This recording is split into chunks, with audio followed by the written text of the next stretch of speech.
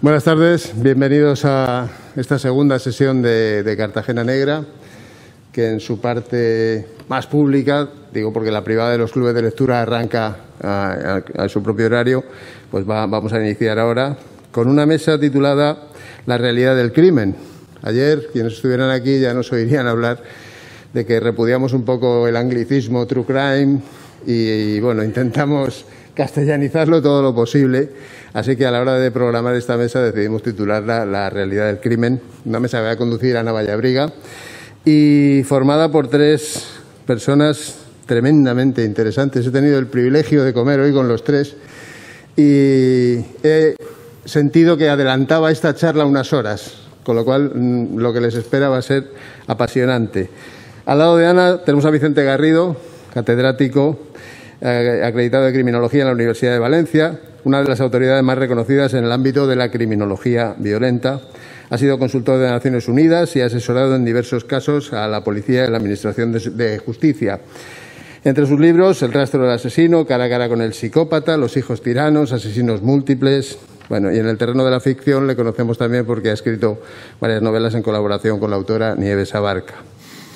El motivo de tenerle aquí, bueno, uno de los muchos motivos, es la publicación de True Crime, su último libro en el que se pregunta por qué nos fascina la violencia, por qué nos fascina el asesinato y otra serie de interrogantes de las que seguro que Ana le hará hablar. A continuación, Manuel Avilés, que ejerció como funcionario del Cuerpo Especial de Instituciones Penitenciarias, subdirector de gestión del Centro de Foncalén en Alicante, en Anclares de Oca, en Álava, asesor ejecutivo de la Secretaría de Estado del Ministerio de Justicia e Interior, entre otros muchos cargos. Un hombre que decía que no tenía currículum, que no es verdad, no es verdad. Ha publicado varios ensayos, Criminalidad organizada, los movimientos terroristas, el terrorismo integrista, delitos y delincuentes, etcétera. Y lo tenemos aquí por la publicación recientemente de un bombazo de libro que les recomiendo, que se titula De prisiones, putas y pistolas, con una prosa descarnada y cargada de verdad, en el que habla de cómo empezó a resquebrajarse esa supuesta coraza de firmeza de los presos de ETA, cuando se encontró un resquicio por el que la banda empezó a hacer aguas. Y él tuvo gran parte de culpa. Y después Pedro Avilés, madrileño como yo, periodista, reportero especializado en sucesos, escritor y chef. Ha trabajado en la revista Semana, en el Diario Independiente, en Ya, en Radio Cadena Española, en los semanarios El Caso e Interview. Fue responsable durante 3 años de la sección de crímenes sin resolver del programa Día a Día de Telecinco. En 2012 se fue a Grecia a montar Anda Jaleo, su propio restaurante. Un restaurante de gastronomía española. Aunque también tuvo tiempo para escribir y publicar un par de novelas negras. Y está aquí por haber publicado recientemente Memorias de un reportero indecente, un libro a medio camino entre la crónica personal y el ajuste de cuentas con la profesión. Eso de que ahora ya casi nadie sabe lo que es hacerse un muerto, y tú bien que lo sabes. En fin, les aseguro que va a ser una charla apasionante y, bueno, pues en manos de Ana les dejo. Bueno.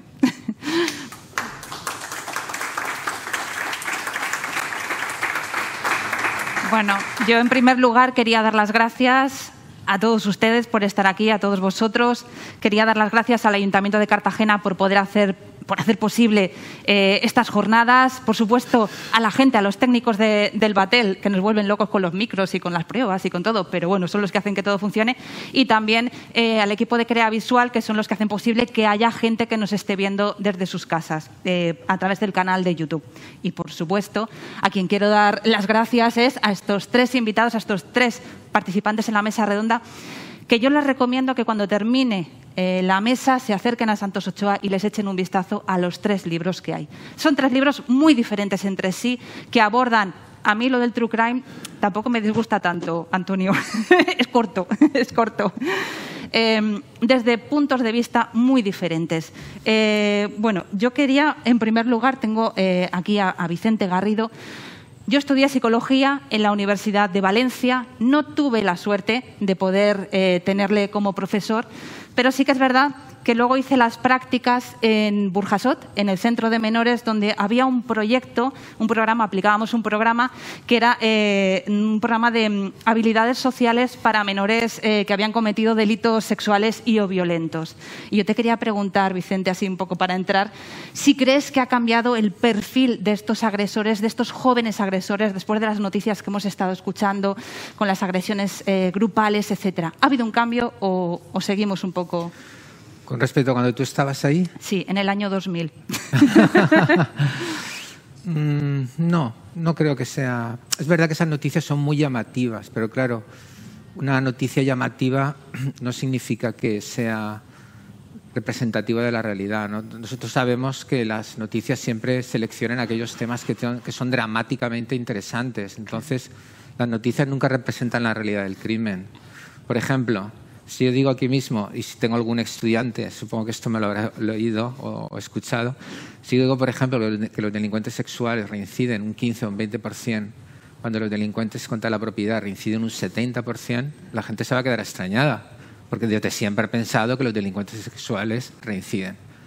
Claro, ¿cuál es el problema? Que tienes que diferenciar entre un psicópata sexual, uno que tiene una compulsión pedófila. Entonces, hay muchas variedades y muchos tipos, pero en promedio el delincuente sexual reincide menos que el delincuente contra la propiedad.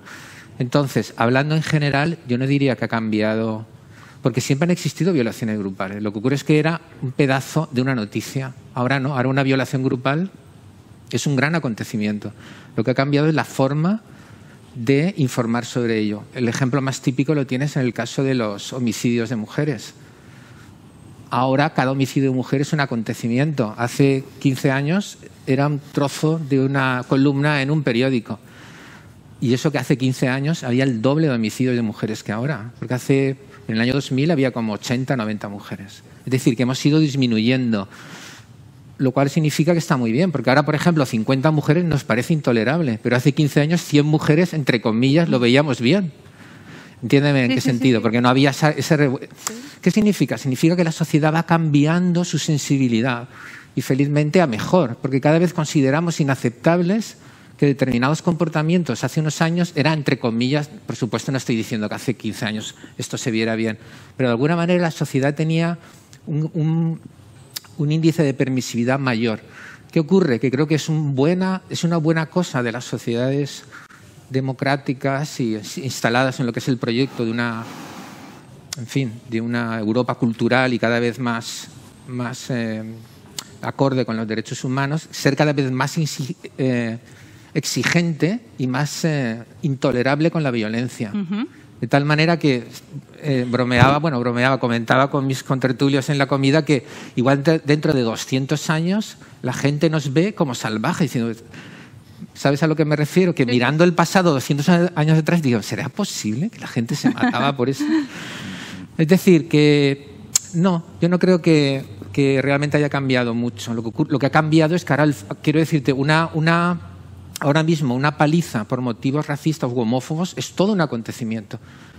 Pero yo estoy seguro, y aquí tengo gente versada en la calle, que palizas por esas razones se han dado, pero vamos, todos los días y en todas partes. Pero antes era una cosa que no interesaba a nadie. Hoy en día es un gran acontecimiento. O sea, que ha cambiado la sensibilidad. Y la forma de transmitirlo. Muy bien, o sea que los periodistas están haciendo un trabajo en esta sensibilización también. Sí. Bueno, yo quería saludar también a Manuel Avilés, que ha escrito el libro, como decía Antonio, de Prisiones, Putas y Pistolas, hablando de todo su paso por distintas prisiones españolas, luego centrándose en Anclares de la Oca, obviamente, pero uno de tus primeros destinos fue la cárcel de San Antón de Cartagena. La cárcel que ahora está vacía, que nadie sabe qué hacer con ella. ¿Qué tal el paso por Cartagena? Yo agradezco... Bueno, he estado como en 1000 tertulias ya.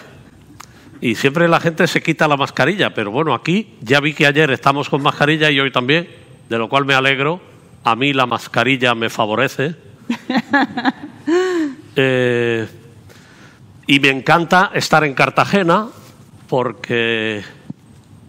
Yo vine aquí el año del Mundial, el año que jugó España del Naranjito, cuando el La mascota aquella de España era una naranja. El 82. 82, exactamente. Y llegué aquí a principio de año y me fui a final. Estuve un año en Cartagena, fui feliz en Cartagena. Incluso tuve una medionovia a la que no he buscado porque seguro que es una abuela igual que yo y mejor recordarla como era en aquella época, ¿no? Y llegué a la cárcel de San Antón, me tropecé allí todos los terroristas de ultraderecha que estaban en esta cárcel, los terroristas de la matanza de Atocha, el asesino de Yolanda González, había algunos presos del batallón vasco español, la ultraderecha española estaba ahí.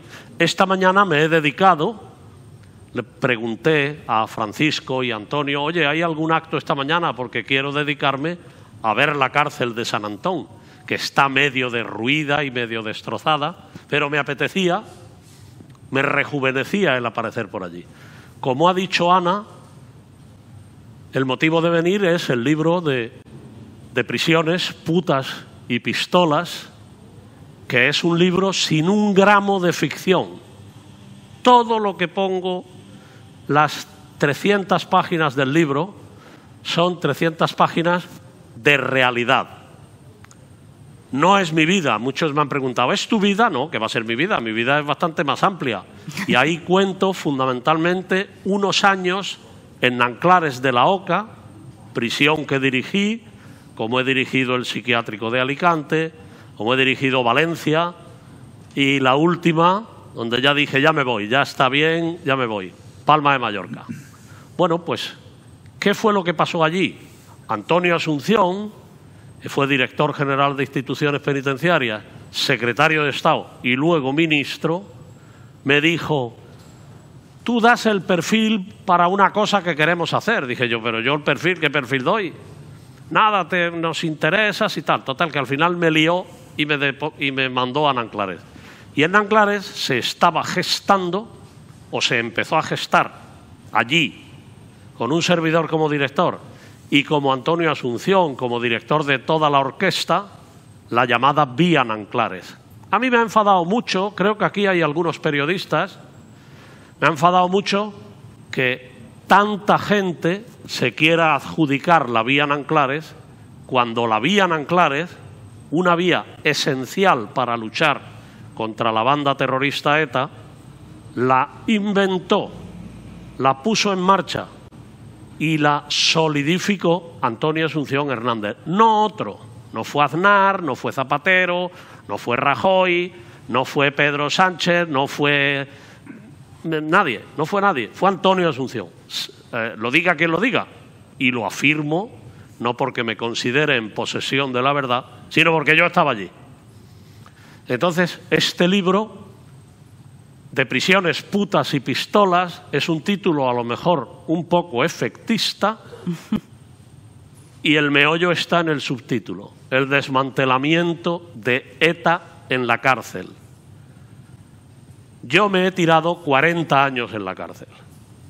Entré con 21 y me jubilé hace poco con 62. Que dije, ya está bien, 40 años ya está bien, sin haber matado a nadie. Me dijeron, hombre, ¿por qué te quieres jubilar si tú estás bien? Digo, por eso, porque estoy bien, no me voy a jubilar ya cuando me lleve una peruana empujándome con un carrillo de ruedas por la avenida de Maisonave de Alicante, que es donde vivo ahora. Entonces, 40 años en la cárcel me dan, como hemos hablado también en la comida con Vicente y con Pedro Avilés, que no es primo mío ni lo conocía de nada hasta que he llegado aquí, me da la autoridad 40 años en la cárcel, de los cuales 14 y pico dedicado exclusivamente al terrorismo de ETA, varios intentos de asesinato, varios atentados, etcétera, etcétera, y me dan una cierta autoridad para hablar del problema o para hablar de los delitos. Y hemos estado discutiendo en la cena si de los delitos y de los criminales pueden hablar más los criminólogos de salón o los que hemos estado toreando en la plaza con el morlaco allí suelto, ¿no? Bueno, eso si quieres... De eso habla el libro. Eso, Manuel, quizás sea un buen tema para apuntar y retomar después. Es verdad, el libro de Manuel es muy interesante porque tiene esa primera parte donde vas avanzando en los distintos destinos en los que has estado para luego centrarte en cuál es esa medida que ponen en marcha y que hace que ETA se resquebraje por dentro, ¿no? El libro de Vicente Garrido de lo que nos habla es de una serie de compilación muy extensa, es un ensayo muy extenso, muy minucioso, de muchas obras de ficción, tanto podcast como libros, cine. Luego hablaremos también un poquito más de por qué has hecho la selección que has hecho. Bueno, de ficción, algunas son ficción, pero la mayoría son true crime. True crime, exactamente. O sea, son documentales o libros que narran hechos reales. Correcto. Ahí tenéis toda una compilación estupenda y muy minuciosa. Y por último nos queda, bueno, por darle la entradilla a Pedro Avilés, que no es primo ni es nada de Manuel. No lo somos. Una coincidencia. De hecho, he comentado con Manuel Avilés, que es el primer Avilés que me conozco así en persona, ¿no? Tengo amigos en Facebook que se llaman Avilés, porque debe haber cierta connivencia entre los que nos apellidamos así, ¿no? Pero normalmente suelen ser gente de Latinoamérica, es curioso. Que allí hay muchos avileses, ¿no? Pero fíjate. aquí es el primer Avilés que me encuentro en persona. Mala gente que se irían allí huyendo de algo. Seguro. y me emociona mucho estar con un Avilés. Además, un Avilés que ha sido director de centros penitenciarios, de un montón de centros penitenciarios, que le envidio la experiencia, sinceramente.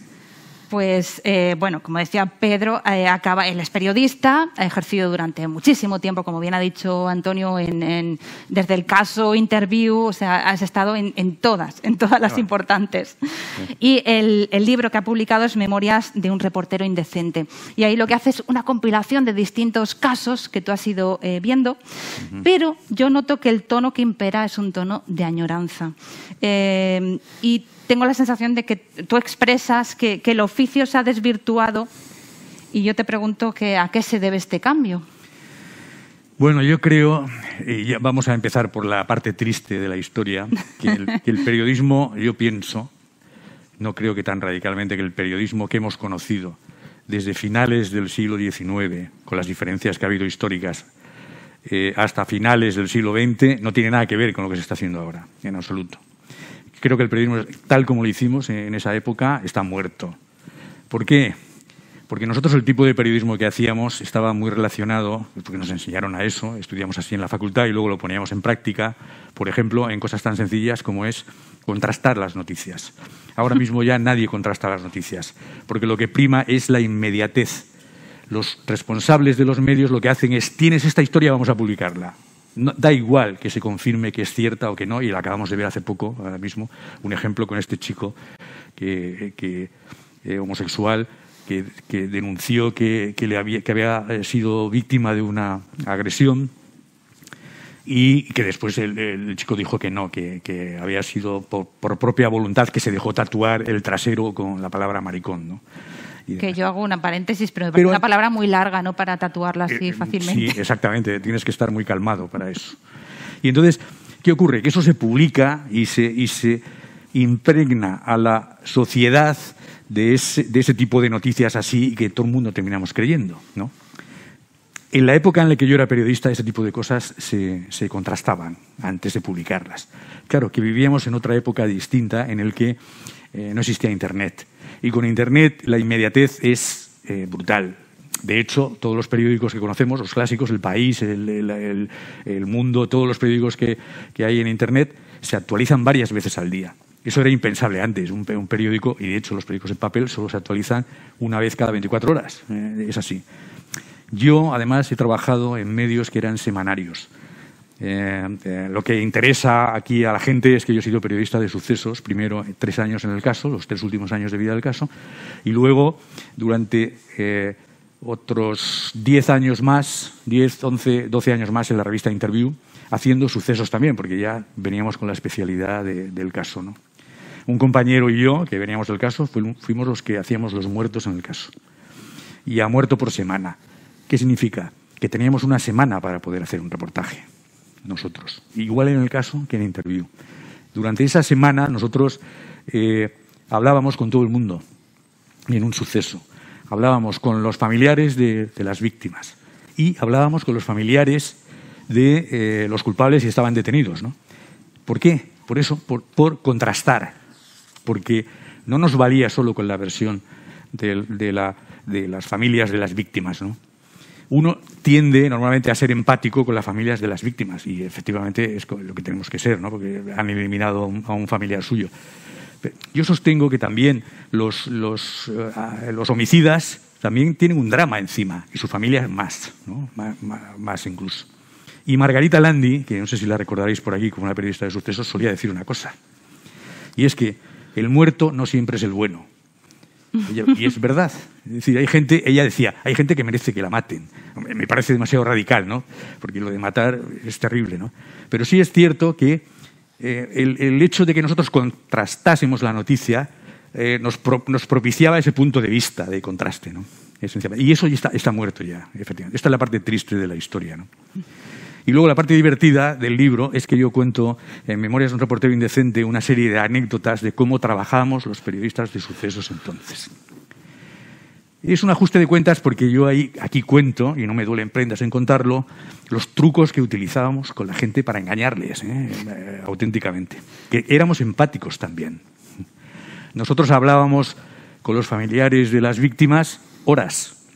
Primero los comíamos el coco, llamábamos a puerta fría, que llamábamos nosotros, es decir, nosotros no llamábamos por teléfono a una familia en donde habían matado a una hija o un hijo 24 horas el día anterior, no. ¿Por qué?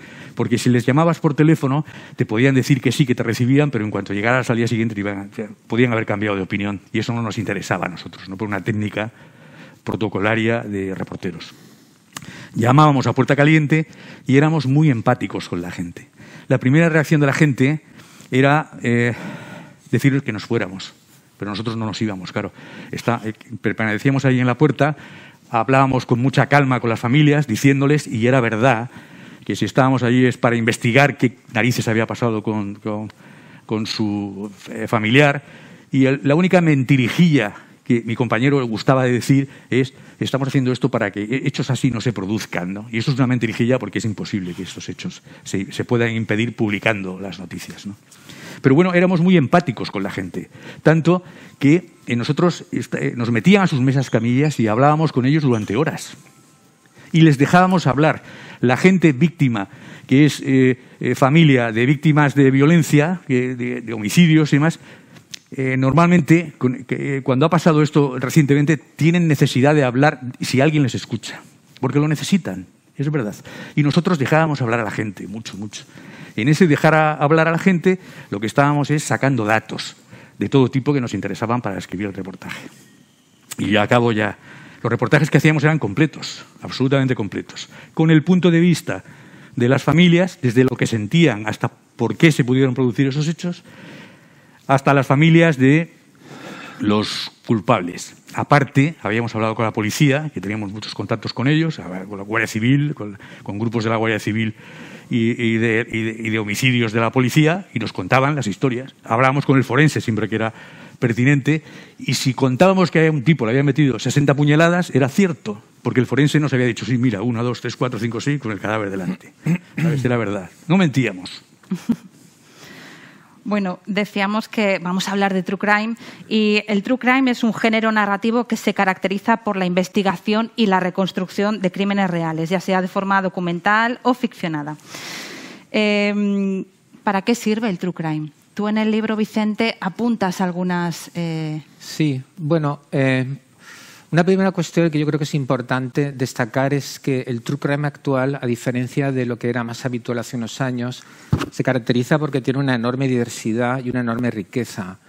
El hecho de que hayan aparecido nuevas plataformas que han multiplicado de una manera exponencial las horas de entretenimiento, ¿verdad?, que hay que rellenar, ha supuesto que un montón de jóvenes en el ámbito de la realización, del guión, en fin, en todas las tareas propias de lo que es la producción audiovisual, tuvieran una oportunidad. Y lo que estamos viendo es pues una gran explosión producido precisamente por el desarrollo del medio, que en estos momentos pues tiene un alcance que nunca ha tenido. Entonces, junto a esta nueva creatividad de tantos y tantos jóvenes, que en España también el mercado es muy amplio, ¿verdad? Lo estamos viendo en la propia literatura negra, aunque no es true crime, bueno, pues también tiene un gran desarrollo, porque es un movimiento que tiene... Realmente el true crime es un subgénero del ámbito negro, ¿no? Pues, como estaba diciendo, ese gran desarrollo ha permitido que el true crime abandonara lo que es la estructura más tradicional, que es justamente la que tú acabas de decir. Es la que aparece en los fundamentos clásicos del true crime, como La sangre fría, de Truman Capote, y otras novelas, La canción del verdugo, de Norman Mailer, y otras que luego en el ámbito audiovisual pues, se han centrado mucho efectivamente en lo que es la reconstrucción de los crímenes, el análisis de las evidencias por parte de la policía, etcétera. Sin embargo, tal y como tenéis oportunidad de ver en el libro, hoy en día el true crime se ha extendido de una manera extraordinaria. Y aunque eso sigue siendo el corazón del true crime, hoy en día tenemos true crimes, por ejemplo, que ponen el énfasis en las víctimas, que son siempre las grandes olvidadas, muchas veces en el género negro, ¿verdad? Tenemos, hay documentales fantásticos, como por ejemplo Lost Girls, que primero fue un documental, luego es una película de ficción que narra de una manera extraordinaria qué es lo que pasa con las familias de las víctimas asesinadas por un asesino en serie que no se ha descubierto, que es el asesino en serie de Long Island. Pero hace poco he leído un libro extraordinario que no figura en True Crime porque ha salido después, que narra la vida de las 5 mujeres prostitutas que fueron asesinadas por Jack el Destripador, las 5 mujeres. Y resulta que en realidad prostitutas solo eran 2. Es un libro extraordinario de reconstrucción de lo que era la vida en el siglo XIX. Lo que quiero deciros es que hoy en día hay true crime acerca del crimen de Estado, está en Chernobyl, acerca de la corrupción de la policía. Es decir, no hay ningún ámbito dentro de lo que es el proceso criminal que esté fuera del true crime. Igual puedes hacer un gran true crime sobre los fallos procesales a la hora de dictar una condena de muerte, como en la corrupción policial que aparece en Sérpico, como en el tratamiento de las víctimas, por ejemplo, Letitia o El fin de los hombres, que ahora se ha hecho un documental. Antes fue un libro, lo que se analiza en True Crime es ese libro, ¿verdad? Entonces, todo lo que tiene que ver con el ámbito del crimen, en cualesquiera de sus ámbitos o elementos que forman parte desde la propia acción criminal hasta el fin de la justicia, hoy en día se introduce en el True Crime. ¿Y qué es lo que tiene interesante? Es que todo eso es enormemente dramático. Es que, ¿qué es lo propio del ser humano? Lo propio del ser humano es el drama. Nuestra vida son trayectorias que están configuradas por el drama. ¿Qué es el drama? El drama es el resultado de tomar decisiones arriesgadas sobre cómo queremos vivir. Por eso, ya desde hace algunos años, la criminología que estudia los fenómenos culturales se confiesa una criminología narrativa. Entender el desarrollo del ser humano es entender la historia, la trayectoria que construye con sus vidas. Y el ser humano es incompleto, el ser humano siempre es frágil. Y nos interesa el true crime porque aprendiendo de sus experiencias o de cómo funcionan las instituciones, vamos intentando contestar a preguntas que son esenciales para nuestra vida. ¿Cómo debemos manejar las pasiones? ¿Cómo he de responder frente a una grave ofensa? ¿De qué manera puedo yo confiar en el sistema si estoy en esta circunstancia? ¿Cómo responde el Estado frente a determinadas situaciones? ¿Prefiere que haya muertos antes que reconocer su realidad o la realidad del problema, como en Chernobyl o en otros que planteo? Son preguntas vitales para nosotros. ¿Cómo no va? Mi pregunta es, ¿a quién no le interesa el true crime? Porque realmente, si vosotros pensáis en las grandes tragedias del teatro y pensáis en Shakespeare, ¿cuáles son las grandes obras de Shakespeare? No es Las alegres comadres de Windsor, no, es Hamlet, es el Rey Lear, es Ricardo III, es Macbeth, sangre por todas partes. Y nadie dice, uy, qué morboso Shakespeare. Esto todavía no lo he oído. Pero Shakespeare, que no era tonto, cuando intenta representar los grandes conflictos de la humanidad, apela a lo que son los impulsos que han estado detrás de la evolución del ser humano, que es el impulso por imponerse y por dominar. Lo comentábamos antes en la comida. La civilización son 5 minutos en la historia evolutiva del ser humano, que es 1 millón de años. Entonces, cuando gozamos de esta paz que a nosotros nos parece todavía muy precaria, es para celebrarlo, porque hace 5 minutos estábamos matándonos continuamente. ¿Por qué nos interesa el True Crime? Porque el True Crime nos habla de nosotros mismos y de la sociedad en la que vivimos. Y es algo que tiene una importancia capital, ¿verdad? Y no olvidéis una cosa, la realidad necesita del arte para poder ser interpretada y comprendida. La realidad, hasta que no la toca el arte, no forma parte de lo que es el icono o el imaginario social. Porque si yo os digo, ¿qué idea tenéis de lo que es un narcotráfico? Vosotros pensáis en Pablo Escobar, en las novelas que habéis leído, en las series que habéis visto.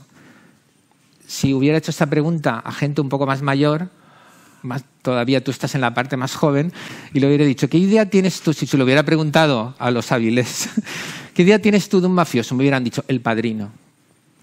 Y de hecho se sabe que muchos gángsteres, después de que se hiciera esa obra magna del cine, que por cierto es muy shakespeariana, las 3 películas del Padrino, es puro Shakespeare, solo que ambientado en la época moderna, ¿verdad?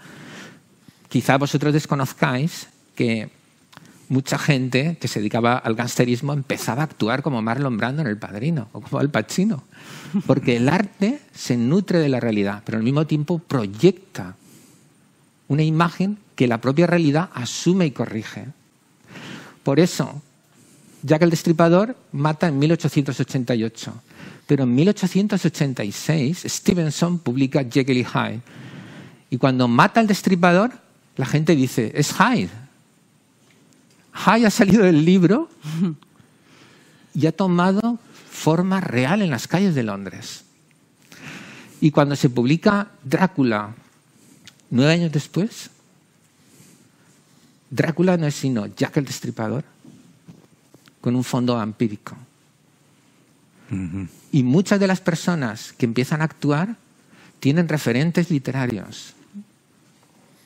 Entonces, en resumidas cuentas, el True Crime nos fascina porque el ser humano lucha constantemente contra pulsiones que pretenden afirmar su personalidad, afirmar su estatus, afirmar su territorio y no ser forzado, obligado, dominado por otras personas. Y eso necesariamente implica conflicto.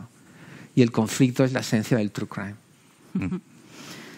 Muy interesante. Dentro de toda esta realidad que se proyecta, que se cuenta, a mí me llama la atención, bueno, no sé si queréis apuntar vosotros algo respecto al porqué del True Crime o para qué sirve. Hombre, la realidad del crimen fascina a todo el mundo porque todos somos muy cotillas. Hombre, todos. Yo imparto un taller literario en la Universidad de Alicante y le digo a la gente que va allí, si queremos escribir algo y que lo lean, tiene que tener sexo y violencia. Si no, la gente se aburre. Vale, pues aquí yo te repregunto, Manuel, porque tu libro va sobre ETA. ¿Perdón? Es que tu libro va sobre ETA. ¿De ETA? De ETA. Que va sí, sobre ETA. ETA. Sí. Ahí, Has incumplido tu norma. No. A mí sí me interesa saber el por qué tú decidiste contar esta historia sobre ¿Por qué ETA. yo? Decidiste contar esta historia sobre ETA. Muy fácil. Porque no se habla casi de ETA Primero, todavía. yo no quería contarlo. Este libro yo no lo quise escribir. Antonio Asunción me hizo prometerle que lo haría. Y me dijo, porque se estaba muriendo, y me dijo, tienes que contar esto. Yo le dije, pues cuéntalo tú. ¿Por qué? Digo, no me metas a mí este marrón, porque claro, he contado este libro cuando los hechos ciertamente irregulares, algunos incluso bordeando el delito,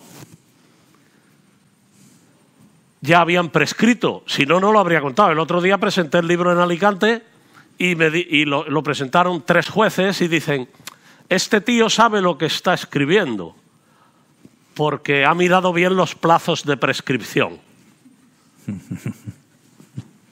Ahora lo digo porque ya ha prescrito, evidentemente. Pero, por ejemplo, cuento una cosa. Yo me la jugué ahí. Yo era joven, estaba un poco psicopatizado con la adrenalina saliéndote por las orejas, cuando me metí en ese fregado que me metió Antonio Asunción del terrorismo. Yo llego a Nanclares y era un chaval con 34 años. Había estado aquí en Cartagena con 26. En Cartagena me dedicaba a la Oficina de Asuntos Jurídicos de San Antón, a correr por las tardes por los Pinares de Tentegorra y a tocar por las noches en el Pat Charlotte. Me lo pasé, bueno, de muerte, o sea, aquello fue maravilloso. Bueno, pues me meto en el fregado de Nanclares y cuando empiezo a tomar conciencia de la situación, me doy cuenta de una cosa, de que había una campaña en los medios, cuanto más de derechas, más campaña, que decía que los etarras brindaban con champán y con langostinos cuando había un atentado. Entonces, yo observaba que mis 40 etarras, porque he tenido siempre la manía de no ser un individuo de despacho. Yo entraba a la cárcel todos los días y a mí me han hecho café, etarras famosísimos, de verlos en el Econométrico y decir, hágame usted un café. Y yo me asombraba de ver cómo un etarra que había sido, por ejemplo, jefe de los comandos operativos de ETA en Francia, lo habían extraditado de Francia para acá, se ponía nervioso y temblaba haciéndome un café a mí. Decía, esto no puede ser. Porque este tío, que yo le digo, hágame usted un cortado, y está temblando ahí con la cafetera en el economato del módulo, y resulta que ha mandado matar a gente. Estos tíos tienen que tener algo en la cabeza que no es normal. Entonces, en esa época, como yo entraba todos los días, ya algunos decían, ¿qué tendrá este director que entra a la cárcel a diario cuando había gente que llevaba años en la cárcel no habían visto un director nunca? Cuando la prensa de derechas hacía la campaña de que los etarras brindaban con champán, yo sé de uno que pidió champán, que luego planificó mi muerte, pero si nos ponemos a contar eso nos da aquí el sábado, y no puede ser. Tuvo lugar un acontecimiento importante, y es que todas las mañanas, ahora la gente habla de ETA y se creen que estás hablando del CID, campeador, porque ETA hace 10 años que ya desapareció, o 12. Pero entonces, todas las mañanas, cuando tú encendías la radio a las 7 para escuchar las noticias, cada día había un atentado en un sitio. Una bomba aquí, un tiro en la nuca allí, y vivíamos, no sé si se puede decir esta palabra en este foro, vivíamos acojonados. Es decir, a ver a quién le va a tocar. Entonces, hubo un atentado en Erandio y murió un chiquillo pequeño. Eran 2 gemelos, le pusieron una lapa al guardia civil en el coche y uno de los 2 gemelillos murió. Se llamaba Fabio Moreno. Eso a mí me tocó mucho la moral personalmente. ¿Por qué? Porque yo tengo gemelos. Y yo dije, joder, podía ser uno mío. Y máxime, este es un guardia civil, pero yo soy el director de la cárcel. O sea que a mí igual me toca.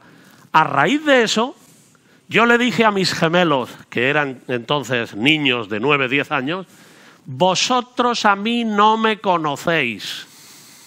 Papá, ¿y entonces quién decimos que somos? Pues vosotros os llamáis fulano Avilés, como hay muchos Avilés, a mí no tenéis ni noticia. A la semana de la muerte del Fabio Moreno, hubo un atentado en Madrid, el de Irene Villa. Tengo aquí la foto de Irene Villa con el libro de las putas y las pistolas, pero no la he querido usar a modo publicitario, en la que dice que tal, que estoy encantada y no sé qué. Bueno, pues esta chiquilla la desmembraron por ser, nada, la hija de una mujer que tenía un novio o una pareja o un amigo policía. No había cometido nada. Ese día yo me cabreé ya sobremanera y entré a la cárcel. Y tenía un taller en el que había gente haciendo botijos y tal, y había 7 etarras allí. A mí me funciona todo mal, todo. O sea, todo mal, menos la memoria. Me acuerdo perfectamente de los 7 etarras que estaban allí. y me puse en la puerta, me puse de pie, así en plan Brubaker, y dije, aquí huele a hijo de puta que tira para atrás. Fue la frase que dije allí. A raíz de eso pensé, digo, ahora estos tíos se me vienen aquí, me dan con el botijo en la cabeza, vamos a ver qué pasa. No pasó nada, agacharon la cabeza y siguieron con los botijos. Nada más salir, me fui a mi despacho y no había terminado de sentarme en el despacho, suena el teléfono, el jefe de servicio. Señor director, el portavoz de los etarras, porque los etarras tenían prohibido hablar con el director. Si querían algo, tenía que ser a través del portavoz de lo que ellos llamaban la bacharra, era la asamblea. Se juntaban los 40, nombraban a Pedro Avilés, mi primo, portavoz, y él hablaba conmigo de que aquel quería que le autorizara unas zapatillas de deporte, el otro quería un vis a vis, el otro quería no sé qué, y era él el que lo decía. Y ahí empieza. Si lo cuento todo, reviento el libro. ¿Qué fue lo que pasó? Que a raíz de eso grabé yo, ilegalmente, yo, lo cuento porque ha prescrito, unas conversaciones en las cuales, por primera vez en la historia, dos miembros de ETA muy cualificados, uno había sido jefe de un comando de Vizcaya que se llamaba Kioto, el comando, y el otro, más importante aún, había sido jefe del comando Madrid. Y habían asesinado a un general, entre otros, que se llamaba Sánchez Ramos, el general. Y entonces estos presos criticaron a la organización. Dijeron, no se puede matar niños. ¿Quiénes son los subnormales que están mandando ahí? Yo tuve la suerte del principiante, o la suerte del inocente, o la suerte del memo. Grabé eso. Y a raíz de aquello, salté al estrellato y se me fastidió la vida. Porque nadie quería estar conmigo. Porque me decían los del CNI, eres hombre muerto, te matan sí o sí. Los otros, vas a morir, que el Señor te coja confesado. Fijaos cómo estaba la cosa, que el gobernador civil de Álava me llamó y me dio su revólver. Y le digo, pero si yo no tengo licencia de armas, es igual, llévate el revólver. Con lo cual, yo iba en un coche policial, blindado, con dos policías escoltándome y con un revólver ilegal. Me pusieron más escolta todavía. Y le digo yo a los policías, pero vamos a ver, vosotros aquí, ¿por qué venís tantos? Si yo soy un pringao. Decía, pues no será usted tan pringao, porque nosotros estábamos escoltando a Balduino de Bélgica en Motril, le han quitado la escolta a Balduino de Bélgica para ponérsela a usted. Digo, pues ¿y el pobre Balduino que habéis hecho con él? ¿Qué va a hacer ahora en Motril el hombre? Es decir, se montó un cirio. Y entonces yo era el muerto. Y a raíz de eso hay una serie de aventuras, todas reales, que es lo que cuento en el libro. Que a mí me da igual que lo compréis que no, porque luego, si lo compráis y a mí me reporta algún beneficio, pues luego se lo va a llevar a Hacienda a la mitad. O sea que... Bueno, pero Santos Ochoa también tiene que vivir, Manuel. Que Santos Ochoa también tiene que vender libros. No hay que destriparlo todo. Claro. Que digo que la librería también tiene que vivir. ¿Para qué? Sí, sí. De todas formas, de ETA se ha hablado poco. No sé qué pensáis vosotros, tanto Pedro como Vicente, sobre el tema de ETA. Si todavía tiene que pasar un poco más de tiempo para que haya más libros como a lo mejor el de Manuel. Si me permitís que empiece hablando, sí. Vicente. Yo creo que hubo una época que a mí me pilló, y no sé si estaréis de acuerdo conmigo, en el principio de... prácticamente después de que Franco muriera, en el que mucha gente estaba de acuerdo con ETA, porque eran, digo en España, porque era antifranquista, esencialmente. Estábamos equivocados todos, es la verdad, como descubrimos después. Pero en aquel momento pensábamos que eran luchadores por la libertad y la democracia, ¿no? Eso fue cambiando paulatinamente, y yo recuerdo en mi caso particular, que puedo contarlo, que lo que me hizo cambiar la mente fue los atentados que hubo en Vallecas de ETA, en donde murieron mucha gente civil que no tenía nada que ver con el fascismo. Eran trabajadores, además, porque Vallecas es un barrio de trabajadores en Madrid. Entonces, a partir de ese momento dije, estos son una panda de hijos de puta, perdonadme, ¿no? Esto tienen mala leche, esta gente. Y sus ideas políticas me parecen un asco. Absoluto. ¿Tú qué edad tienes, primo? 65. 65. Lo que dice él tiene razón, pero hay una cosa que también fue una realidad. En España aplaudimos a ETA, los que son de nuestra quinta más o menos. Yo soy el más viejo de esta mesa, ¿eh? Con diferencia. Con diferencia. Aplaudimos a ETA, por ejemplo, cuando mataron a Carrero Blanco.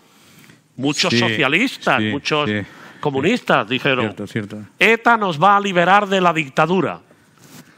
Y hubo un etarra mínimamente honrado, al cual conocí, se murió ya, afortunadamente, se llamaba Juan José Echave, que he conocido. Yo debo haberme entrevistado con unos 700 etarras a lo largo de mi carrera carcelaria y de espía etarrólogo, antiterrorista. Entonces, este etarra, Juan José Echave, dijo un día, y abrió los ojos a la gente: señores, no se equivoquen ustedes. Nosotros no somos antifranquistas, nosotros somos antiespañoles. Eso lo dijo Juan José Echave, miembro cualificadísimo de ETA y casi un fundador. Y la segunda cosa, y ya no digo nada más porque parece que estoy yo aquí haciendo publicidad. La segunda cosa, lo de matar a todo el que se mueva, que fue por lo que hablaron los etarras a los que yo grabé. ETA tenía un catecismo que no había llevado por completo a la práctica. Y ese catecismo lo escribió un tipo que también se ha muerto hace poco, Álvarez Emparanza. Y dijo, el catecismo se llamaba La insurrección en Euskadi. Y este catecismo era una vulgarización del libro de la guerra de von Clausewitz. Y en ese catecismo se basaba una frase que seguramente todos, bueno, la gente joven no, porque son jóvenes y esa ventaja que tienen, pero el catecismo hablaba de la socialización del sufrimiento. Decía, aquí estamos sufriendo nosotros, pues va a sufrir todo el mundo. Y esa era la justificación. Y lo de matar niños, ellos lo justificaban diciendo que los guardias civiles, los policías, los militares o los carceleros, entre los cuales yo me contaba, utilizaban a los niños como escudo humano.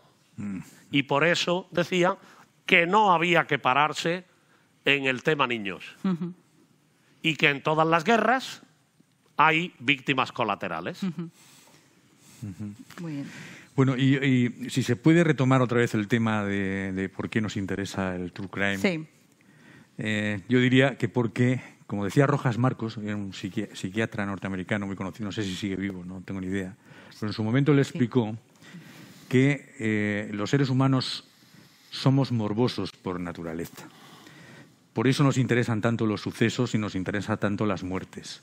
Por eso también nos interesaba ETA en su momento, en determinado momento, ¿no? Y él decía, Rojas Marcos decía, que esto se ha producido siempre en la sociedad. Que ya los patricios que iban al circo de Roma a ver cómo se comían los leones a los cristianos, iban a ver cómo se los comían, pero se tapaban la cara. Se tapaban la cara y él decía, Rojas Marcos decía, pero siempre abrían 2 dedos para ver cómo lo mataba. Yo ahora voy a decir otra cosa más, porque yo he sido reportero de sucesos durante 17 años, a muerto por semana. Si he podido soportar esa presión, que es una presión brutal, es porque yo, ni mi compañero con el que he trabajado junto esos 17 años haciendo sucesos, una semana tiraba en las fotos y yo escribía y a la semana siguiente cambiábamos, éramos morbosos, ninguno de los dos. Y yo no soy nada morboso, cero. Yo creo que es un avance para ser periodista de sucesos en no ser morboso. A nosotros nos interesaba de los temas, de esos hechos tan crueles, auténticos crímenes auténticos, ¿no? era los porqués la gente mata a otra gente, ¿no? E investigar cómo se llegó a eso. Eso sí me ponía mucho, nos ponía mucho. Pero el hecho en sí de que alguien mate a alguien es muy triste y es una historia funesta. No sé, yo no entiendo por qué existen lectores de eso, porque yo nunca he sido lector de sucesos, os lo confieso, nunca. Es más, cuando dejé, cielos, perdón, el móvil lo he apagado, pero está vivo y protesta.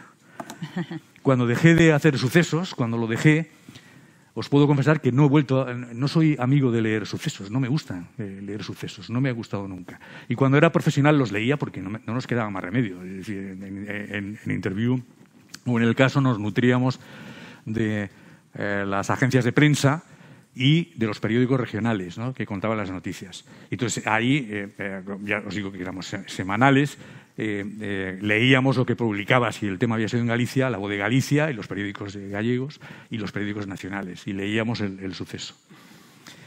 Pero si no, yo no entiendo, por qué la gente... ¿Me permites? Sí. Creo que puedo ayudar un poco complementando lo que tú dices. Ajá. Analicemos el concepto de morboso. Morboso viene, como es lógico, de mórbido. Mórbido significa enfermizo. Entonces, en este libro intento un poco, ¿cómo diría yo?, romper una lanza en favor de lo mal llamado morboso. Y ahora os voy a explicar en qué consiste esto. Mirad, antes he intentado explicar, no sé si he tenido éxito, que en las mentes más brillantes de la literatura universal, el crimen forma parte de esas realizaciones. El propio Homero, en lo que se considera la primera obra literaria de Occidente, en la Ilíada y en la Odisea, lo que hace es hablarnos de las guerras, ¿verdad? Y de las luchas que existen ahí, cómo roban a una princesa, os lo recuerdo, hay una guerra, en definitiva que hay una especie de... hay un secuestro, violación, luego guerra, etcétera, ¿no?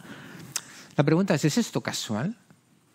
Quiero decir, de la primera obra de la civilización ya nos habla de las muertes y de las guerras. ¿Es eso casual? ¿Es casual que cuando pensamos en los grandes...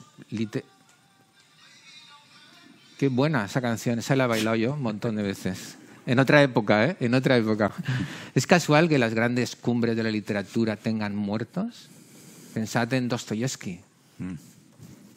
Claro, a ver, simplemente siendo un poquito sensato, uno tiene que preguntarse, a veces, ¿dónde es el morbo o la curiosidad, ¿no? Quiere decir que aquí tiene que haber algo más, ¿no? En Homero, en Shakespeare, en Dostoyevsky, en Dickens... Bueno, en fin, la nómina es impensable. Explotan el atractivo que tenemos los seres humanos por eso, yo creo. Vale, pero la pregunta que yo quiero plantear es, ¿por qué tenemos ese atractivo? ¿Es eso? ¿Es algo que ha inventado el caso? Porque el caso no existía en la época de Homero, creo yo, ¿no? No. Entonces, vosotros preguntaros, ¿cómo ha sobrevivido el ser humano? El ser humano ha sobrevivido aprendiendo a reconocer aquellas situaciones en las que estaba en riesgo su vida. Estoy hablando de hace cientos de miles de años, ¿verdad? Cuando dependíamos de que podíamos identificar el olor de las fieras. Luego, más tarde, cuando vivíamos en tribus cada vez más densas, en aprender a identificar al traidor, al que aprovechando que quizá los guerreros estaban fuera, pues abusaba de las mujeres o robaba a la gente del poblado y matándolos. ¿De acuerdo? Lo que quiero decir es que no tenéis que olvidar que el ser humano prosperado, en muchos sentidos, para desgracia del planeta, como sabéis, a base de aprender a librarse del asesinato y del homicidio, sí, los mayores riesgos. Entonces, ahora yo os pregunto, ¿dónde están esas fieras del pasado? ¿Dónde están esas tribus que en una emboscada podrían matarnos y acabar con la vida de la gente? ¿Dónde están? Están aquí. Es el terrorista que parece un tío estupendo y te pone la bomba. Es, como me has comentado antes, Pedro, esa persona que todo el mundo dice que es un tío estupendo, pero que resulta una bellísima persona, que pasado mañana ha matado a su mujer o a sus hijos. ¿Por qué nos interesa eso? Porque, gracias a Dios, la gente en verdad experimenta poco el homicidio. ¿Cómo podemos aprender? No puede ser por experiencia directa, porque si fuera así estaríamos todos muertos. Claro. Tiene que ser a través de la observación del arte El arte interpreta la realidad del ser humano. Y cuando hablo del arte estoy hablando de las cuevas de Altamira hasta la actualidad. El arte tiene la misión de transformar lo que sucede en la realidad en un producto que sea asimilable culturalmente. ¿Por qué nos gusta una película con un asesino en serie? Porque hay asesinos en serie. Entonces tú te fijas y tú dices, ¿cómo es esa gente? ¿Por qué te interesa el maltrato que se le puede dar a los presos en un determinado país? Porque de esa manera aprendes que hay dictaduras o hay países que están corruptos. Porque es interesante, en el libro True Crime lo planteo, es uno de mis documentales favoritos, Enamorada de un asesino, porque es fascinante que aparezca una mujer y te diga, yo estuve con 5 años viviendo con Ted Bundy, un asesino en serie de 30 mujeres, de lo peor que ha habido, y estuve educando a mi hija. Y es muy importante, es muy interesante que a ti te explique cómo pudo estar 5 años con un tío que a lo mejor acababa de matar a una mujer, tener sexo con ella muerta y desmembrarla e ir contigo a cenar a un McDonald's y sonreír y bromear con tu hija. Es que eso te tiene que interesar. ¿Comprendes? Porque de esa manera aprendes vicariamente a defenderte de peligros que, por muy improbables que sean, naturalmente te disparan tu esquema mental, porque viene desde hace cientos de miles de años. ¿Qué te dice? Observa para que no te pase todo aquello que pueda ser un peligro para ti. ¿Qué es lo que ocurre? Que como todo en la vida, hay diferentes grados de arte. Hay programas, hay obras de teatro, hay novelas que son barateras, porque buscan el lado bajo del ser humano. Es lo que comentabas antes del circo, ¿verdad? Pero vosotros veis una película como Zodiac, de Steven Fincher, o una serie de televisión como Mindhunter, y eso es calidad, eso es arte. Y estás aprendiendo, porque son obras muy fieles a la realidad, estás aprendiendo qué es lo que dijeron de verdad asesinos en serie a esos policías que fueron a interpretarlo. Y eso te tiene que interesar, porque te está hablando de amenazas para el ser humano. Y por eso una mujer, y también los hombres, pero una mujer especialmente, tiene que estar muy interesada viendo la serie Creedme. Porque en la serie Creedme te explican cómo una chica ha sido violada y la policía no le ha creído. Solo porque era una chica problemática que había estado muchos años en una casa de acogida. Dicho de otra manera, tenía menos credibilidad, era una víctima menos ideal. Y eso pasa, y eso ocurre. Todo el tiempo ocurre con las prostitutas. Las prostitutas son las víctimas ideales de los asesinos en serie. ¿Sabéis por qué? Por 3 razones. Primero, porque son muchas veces objeto de fantasías que tienen los asesinos con respecto a las mujeres a las que odian profundamente. Y las prostitutas para ellos representan un objeto particularmente odiado. Sería muy complicado entrar en eso, porque es así, pero es así. Muchos asesinos en serie célebres han matado prostitutas, empezando por el primer gran asesino, que fue Jack el Destripador. Pero el mayor asesino en serie de Occidente, que se llamó Samuel Little, que murió hace unos meses, había matado a 100 mujeres. La inmensa mayoría eran prostitutas. También está el Destripador de Yorkshire en Inglaterra en los años 70, también hay un estupendo True Crime y otros muchos, ¿no? La segunda razón es porque son más difíciles de investigar. Las viven vidas más, como diría yo, menos estables, más desordenadas, muchas veces desaparecen y la gente ni siquiera lo nota. Por consiguiente, para la policía son problemas. Y en tercer lugar, porque a la sociedad le importa menos. Mirad, hace unos meses fue noticia en varios periódicos, sobre todo de la Comunidad Valenciana, el hecho de que habían muerto 4 mujeres en lugares donde había agua en pocos meses. ¿Leíste alguna vez algunas de estas noticias? Murió una mujer en Elche. Luego murieron 3 mujeres en Valencia, 2 que ejercían la prostitución y una tercera que no, aunque había tenido problemas con las drogas. Las dos prostitutas habían aparecido en acequias.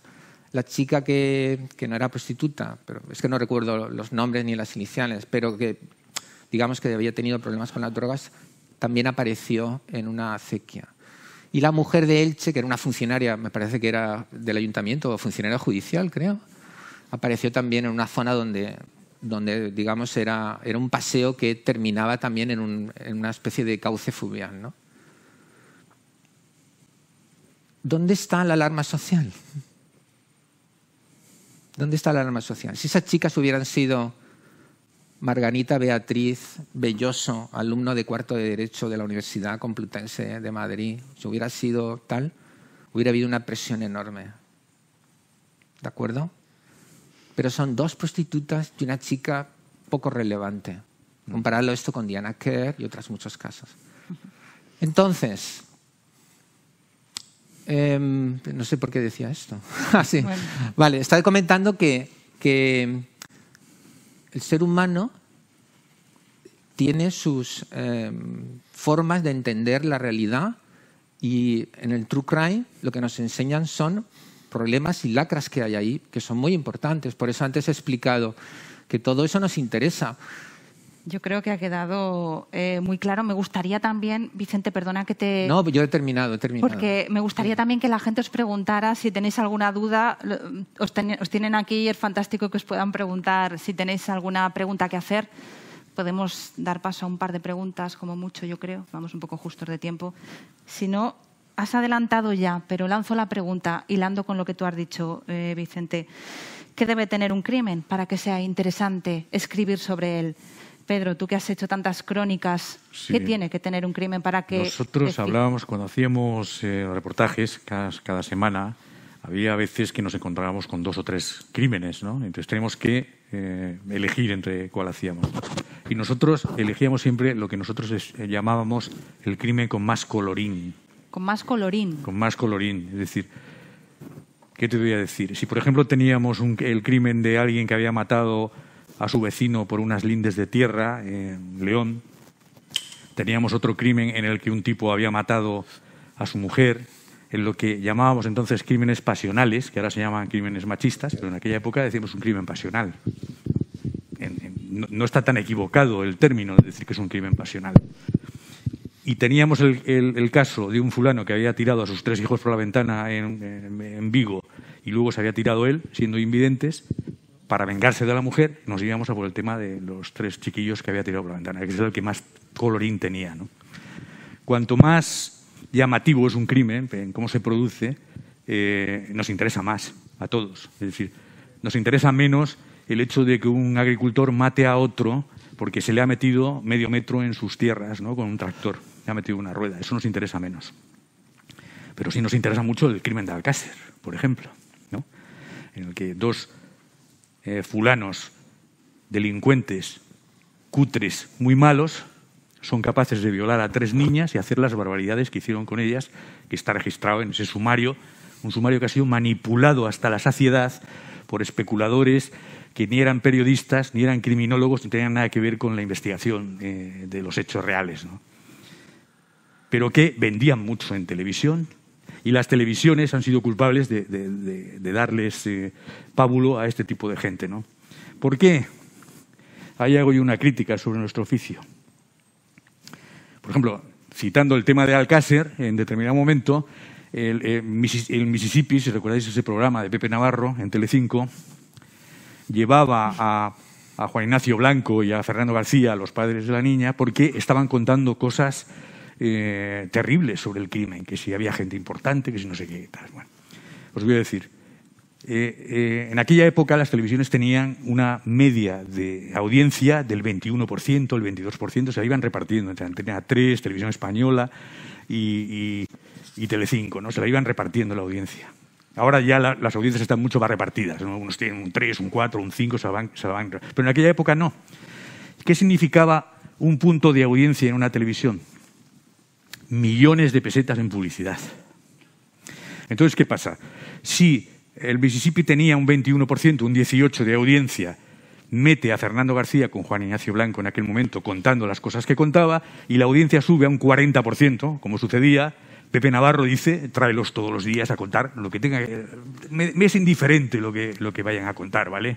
Entonces, Pepe Navarro ahí tuvo la productora de Pepe Navarro tuvo una responsabilidad terrible sobre eso, que es engañar a la sociedad además, ¿eh? Todo a cambio de conseguir un beneficio económico en publicidad en la televisión. Y Telecinco además estaba encantada con pero claro, la publicidad le entraba a chorros, ¿no? Cuanto más audiencia tiene una televisión, ellos más... también hacían su pequeño ranking de colorín. Eso es. Y sí, lo hacían, sí. Perdona un segundo. Mira, yo estuve hace muchos años, cuando era director de Nanclares, en unas jornadas en las que tuve un enfrentamiento con un periodista al cual no voy a citar. Ya está jubilado el hombre y tal. Y era un alto responsable de un periódico nacional de mucho prestigio. Y le dije, y no culpo a los periodistas, sino a la gente, es decir, somos todos unos cotillas. Vamos, lo digo claro, digo, mira, yo hago en mi cárcel un curso de corte y confección y eso no le interesa a nadie.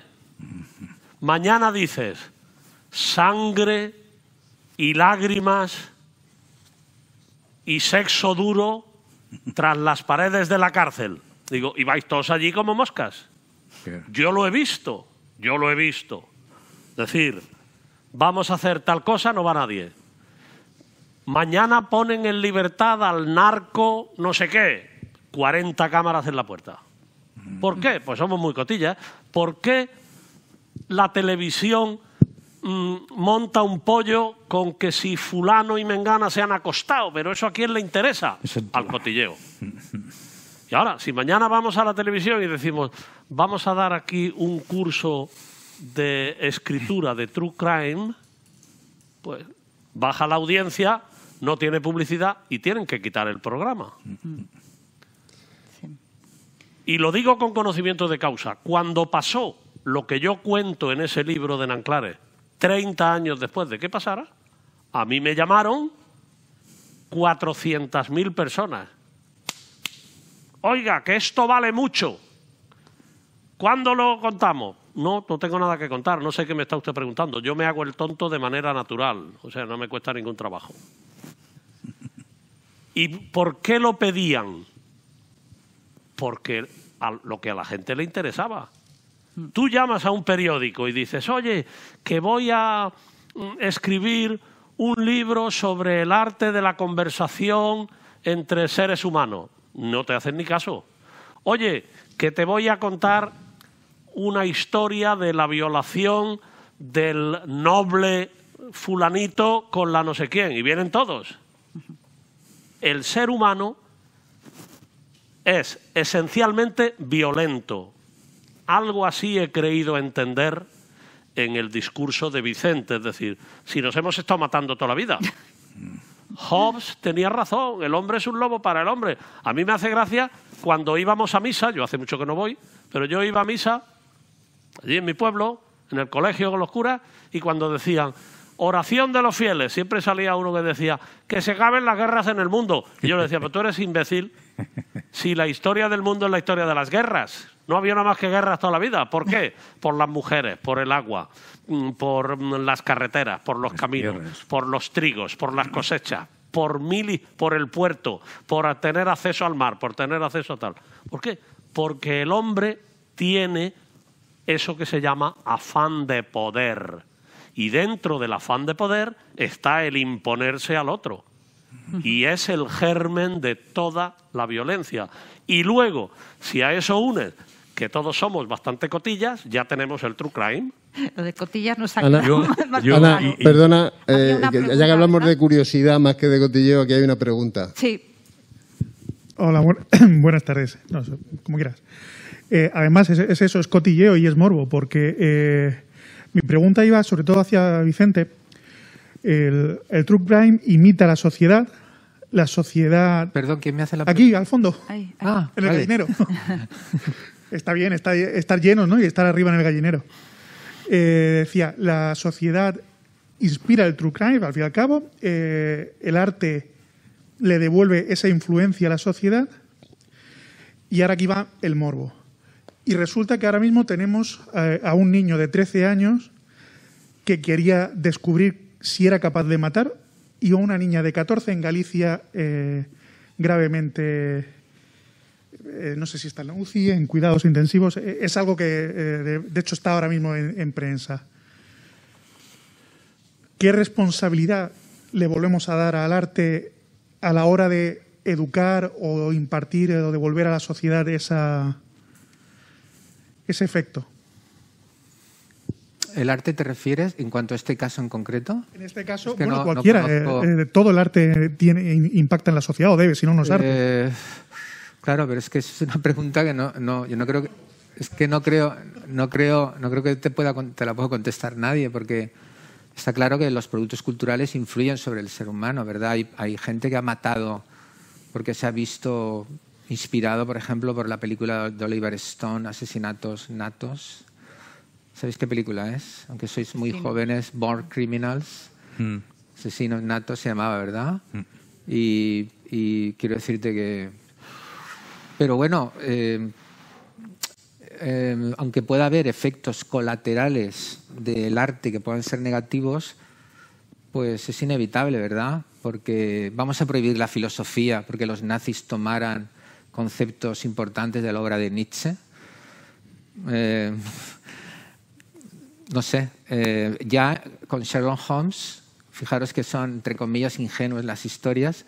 Ya se comentaba en la época victoriana que los criminales podían aprender leyendo las novelas de Sherlock Holmes, ¿no? Porque explicaba en sus novelas, pues hablaba ya de las huellas dactilares, de muchos aspectos que eran importantes. Entonces, sin duda, algunas obras artísticas pueden impresionar, ¿verdad? Y pueden tener efectos colaterales con personas que, sobre todo, que no están preparadas, ¿no? Por ejemplo, en contra de muchos de mi generación, yo encontraba la película de Tarantino, ¿cómo se llamaba? La primera, la más famosa, Pulp Fiction.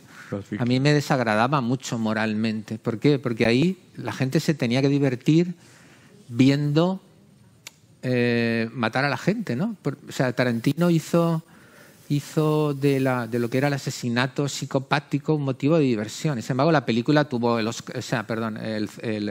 primer premio en Cannes, se llama el premio de Cannes, como se llama, la Palma de Oro, fue muy valorada, y yo reconozco que si tú te puedes distanciar y utilizar tu cultura, entonces es un ejercicio estupendo. A mí me resultó difícil por eso, pero creo que el hecho de que exista el arte en ocasiones pues tiene que ser valorado por lo que aporta a la humanidad. Porque claro, tú coges una novela como A Sangre Fría, imagínate la obra cumbre de Capote, imagínate que 10 años después un tío dice que leyó esa obra y pensó que podría hacer ese crimen sin que le detuvieran. ¿Vas a prohibir A Sangre Fría? No, claro que no. A ver, es que el true crime creo yo que hace un gran bien a la sociedad. Porque ¿dónde aprenderíamos las costuras que tiene el sistema? En Memorias, un reportero indecente, reproduzco, no sé si recordáis el crimen que se llamó del rol en Madrid, que fueron dos jóvenes que, siguiendo un juego de rol, de 20 y 17 años los jóvenes, mataron a un señor, un trabajador de la limpieza. Conocía a ese tipo, Rosado. Rosado, que era el mayor de ellos, de los dos, con 20 años.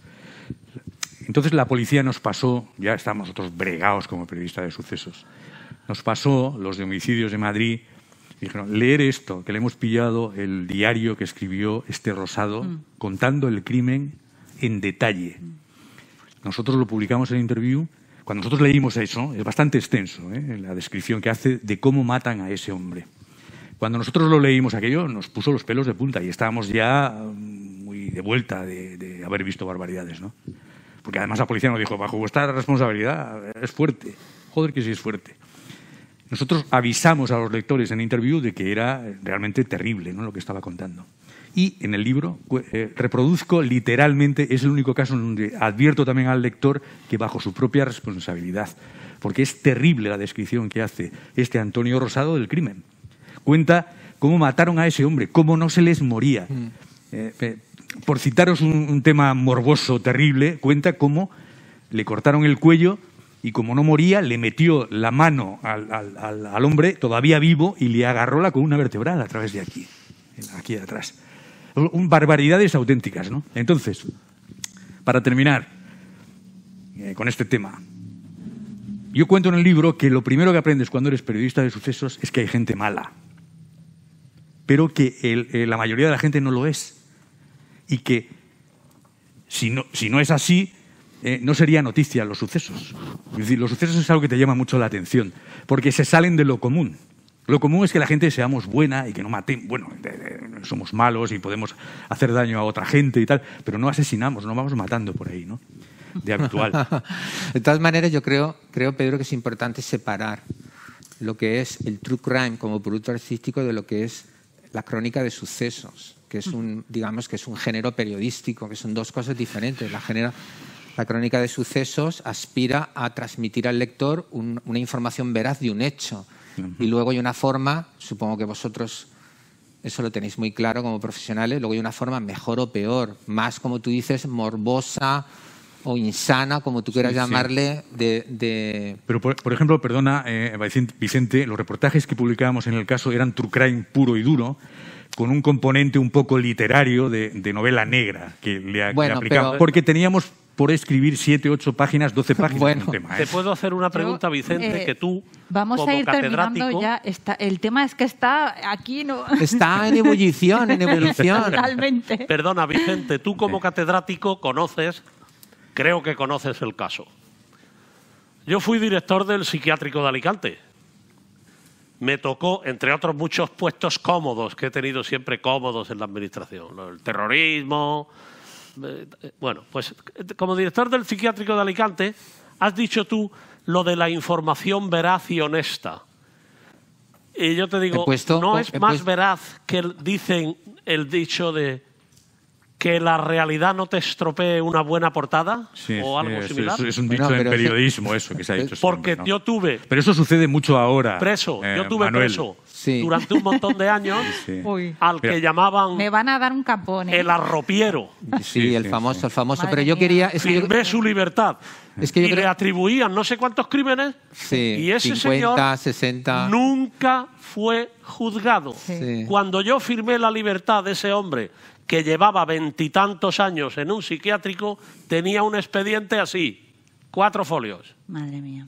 Porque no tenía testimonio de sentencia, salió con el código belloco de la democracia.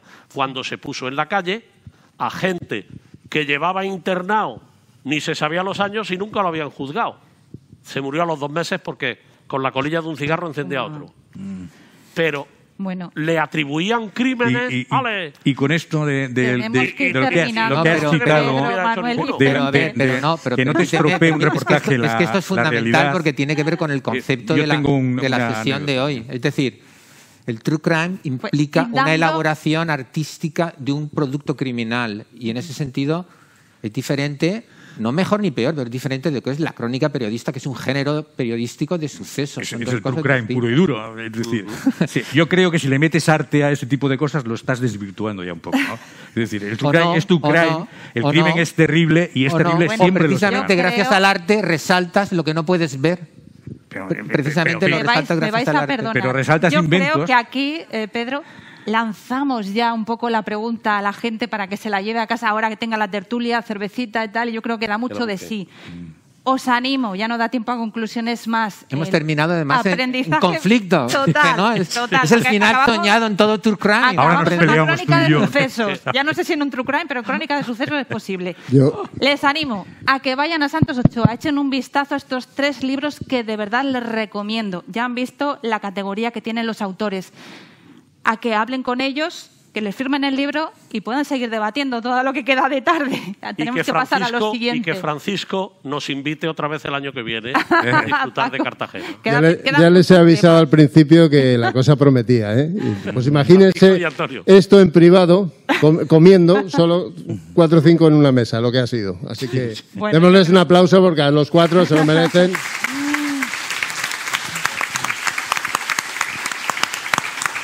Muchas gracias, de verdad, ¿eh? Muchas gracias. Y como ha dicho Ana, aquí tiene sus libros. ¿Nos vamos ya? Nos vemos enseguida. Vamos a que nos quite Manuel, el cacharro, Pedro. Me duele. Bueno, pues...